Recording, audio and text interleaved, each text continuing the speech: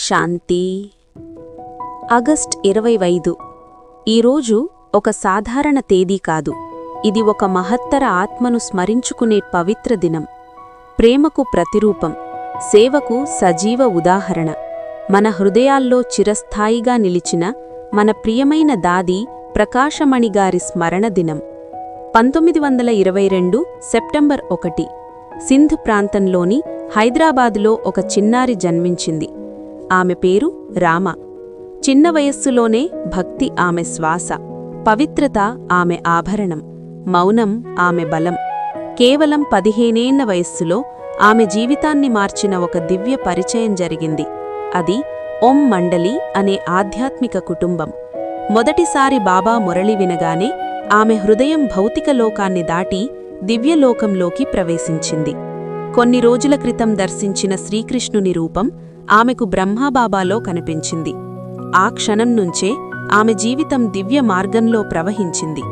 బాబా ఆమెకొక కొత్త పేరిచ్చారు, ప్రకాశమణి, అంటే వెలుగుల వజ్రం. ఆ పేరు ఆమె జీవితం మొత్తానికి అర్థం చెప్పింది. 1939లో ఓం మండలితో కలిసి కరాచీకి, తరువాత మౌంట్ అబూకి తపస్సు, సాధన, సేవ ఇవే ఆమె జీవనశైలి అయ్యాయి. 1969లో బ్రహ్మబాబా అవ్యక్త స్థితికి చేరిన తరువాత సంస్థ బాధ్యతలు దాది ప్రకాశమణిగారి భుజాలపై వచ్చాయి. ఆమె నాయకత్వం కఠినత కాదు, మాతృత్వం.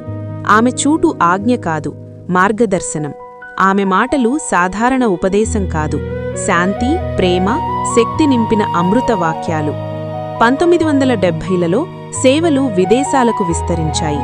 యూకే, యుఎస్ఏ, ఆస్ట్రేలియా, ప్రపంచమంతా రాజయోగ సందేశంతో మార్మోగింది.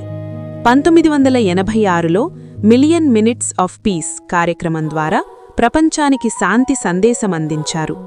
ఆమె హృదయపూర్వక సందేశం, ఎవ్వరూ పరాయివారు కాదు, మనమందరం ఒకే తండ్రి పిల్లలమే. ఆమె ప్రత్యేకత ఏమిటి?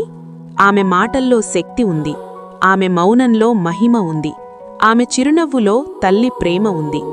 ఆమె సమీపంలో ఉంటే మనస్సు ప్రశాంతమవుతుంది, ఆత్మ ధైర్యంగా మారుతుంది. 2007 ఆగస్ట్ 25 ఉదయం 10:05 ఆ మహత్తర ఆత్మ సూక్ష్మవతం చేరింది. కాని నిజంగా ఆమె వెళ్ళిపోయిందా? లేదు. ఆమె చూపించిన మార్గం, ఆమె నేర్పిన విలువలు, ఆమె నాటిన ప్రేమ విత్తనాలు ఈ రోజుకి కోట్లాది హృదయాల్లో జీవిస్తున్నాయి. ప్రకాశమణి నిజంగా వెలుగుల రత్నమే. ఆమె జీవితం మనకొక సందేశమిస్తోంది, సేవే జీవితం, ప్రేమే ధర్మం, శాంతియే శక్తి. ఓం శాంతి.